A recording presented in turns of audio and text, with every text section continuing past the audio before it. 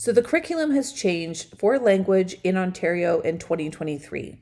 We know this means huge, sweeping changes to how our colleagues in K-3 are going to be teaching. But what does it mean for teachers that are teaching grade 3 and beyond? There are some significant changes, but we need to understand where these changes are and how the old curriculum is different from the new curriculum, with a specific look on how it affects teachers from grade 3, 4, 5, and 6. In the previous Ontario curriculum from 2006, there were 4 strands: oral, language, reading, writing, and media literacy. Now, these have been rearranged into connections and applications, foundations, comprehension, and composition. A lot of the expectations are the same, but they've been reworded, reorganized, and there's often new pedagogy that supports these teaching. So again, here in Ontario, we have the connections and applications, language foundations. So we're going to go through each one of the old Ontario standards and look for where it is found in the new ones. So first, let's start with oral language. In the old curriculum, this was its own strand. Now, many of the expectations in this strand were redundant and covered by other expectations in other sections, such as reading and writing.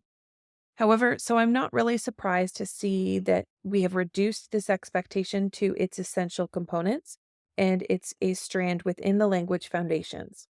In this new curriculum, it's now part of this foundations, and it's been expanded to also include some nonverbal language with speaking and listening. So you'll now find the oral language standards from the old curriculum is now in section B1 of the language foundations. The old reading strand remains, however, it's been split up and redefined. If you are in the K-2 space, this is where most of the changes have been made, and there are some significant changes, not just in the expectations, but more significantly in the pedagogy of how you're going to be teaching. There have also been some changes in the grades 3 to 8 grades. These are less drastic, as the goal has always been in these junior grades to use reading for learning as opposed to reading to learn, which matches the science of reading and the reading rote. Now, reading for meeting expectations 1.1 to 1.6 is now in the section of C2. Many of the expectations and comprehension strategies that we've used before are here again. So while you may update how you teach these skills, this section should feel familiar. Now, the next section of our reading expectations is reading for meaning. This has been moved into C3 of the new curriculum. This is talking really about analysis, evaluation, and reflection, and there's also the inclusion of new Indigenous perspectives. So still in this reading for meaning section of the old document, but these expectations 1.7 to 1.9 can be found in the new C3 section of the new curriculum, which has been slightly expanded. These include things like analysis, inferences, responding to text, and literacy devices. I like to think of this as the deeper understanding strand. Also in this new strand is looking at cultural elements of texts, which hopefully will encourage us to be reading more diverse texts and perspectives. I personally strongly encourage teachers to be reading picture books at the junior grades as models here. Novels are great for when students get older and they have the ability to understand the complexities and analyze the complexities of a novel. However, I think picture books are more appropriate for grades 3, 4, and 5. This strand also includes Indigenous perspectives and the inclusion of Indigenous texts. Now, this section rounds out our new C strand with a big focus on style and text forms, and you'll find this section now in C1 of the new curriculum. This is where various text forms are going to be introduced and analyzed for specific features and matches the 2.0 to 2.4 section of our old curriculum standards.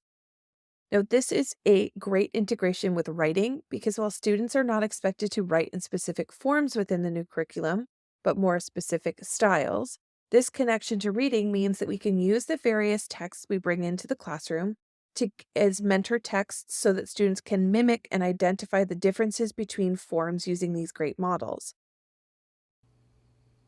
To learn how to teach writing without forms and a focus more on writing styles, check out www.madlylearning.com/navigate. This right here is the big kahuna. This is section B2 of the new language foundations. This is where most of the changes will take place. This is the reading skills and language foundations. While in the old curriculum it was 3 expectations, it also included the 3 cueing system for reading. For early readers, this system, 3 cueing, encourages them to learn how to read by guessing the word based on context or looking at the picture. While using syntax and semantics are still a part of learning how to read, we weren't doing it the way we should have been doing it. In Ontario, we have an appendix document that will go much more into exactly what we're teaching at each grade level and how. Essentially, what we need to remember here is what we're stopping is asking kids to use pictures and to guess words to solve what they don't know. They need to sound it out. We need to stop using leveled readers and use readers that are decodable for our younger students. For junior teachers, we're not really using decodables because typically and in theory, our students are supposed to know how to decode by the time they hit us in grade 3. But this doesn't mean that we need to what this does mean is that we probably need to stop relying on things like DRA and levels to determine if a student can read. We may be using them as running records or listening for their fluency, but there are other diagnostic assessments that are going to help us better screen students for reading difficulties. So in junior, this means we're really going to be focusing here on morphology, spelling rules and patterns, and vocabulary. We're not just simply comprehending texts at the text level, but we really need to dig down here and code at the word level too. We don't need to necessarily lower the level if they don't understand it, but we do need to work on how they're going to understand the words that they are reading and not just the text in general. Now, this isn't simply about doing more spelling tests. We know that spelling tests don't have an impact on actually improving spelling. They look good for our mark book, make parents feel great, but they're not actually great at improving spelling overall. What is systematic teaching of spelling patterns and rules in the context of reading and writing, which again, we're going to dig into during our webinar later this week. This is the last strand of the old reading document and has been sprinkled everywhere, but mostly you're going to find it here in the A1 and A3 sections, which are transferable learning and critical literacy. Now, don't skip over these expectations. They are keys to helping your students consolidate what they have learned and actually being able to retain things. Now on to writing. Writing in the new curriculum is based on the writing process. However, in practice, we were mostly taught to teach writing about specific forms in specific units. I've always been a proponent that this is an ineffective way to teach writing because it is too much detail too soon. More on that in the webinar. But this new curriculum is more specifically laid out to follow the writing process. The first section focuses on gathering, planning, organizing in the organizing stage of writing. Now, even the research will tell us that students need to know how to do this and be explicitly taught how to organize ideas for various styles. They need a few options, but what they don't necessarily need is a different organizer for every different variation of narrative form. I mean, you can have one, but it isn't necessary. They need to consolidate what they need to use so it helps them to organize their ideas. This is the next step in the writing process, and again, both the old and new curriculum focus on this in a very similar way. The biggest difference I see here is not what we teach, but how. This section talks about drafting, audience, purpose, and point of view. It also includes the editing and revision portion of the writing and compares the old expectations of 2.1 to 2.8 to the new expectations found in D2. Once again, we have a section of the writing curriculum that has been earmarked for foundational skills.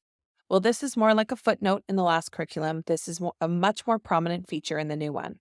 There's an appendix to this section as well to talk specifically about what is taught.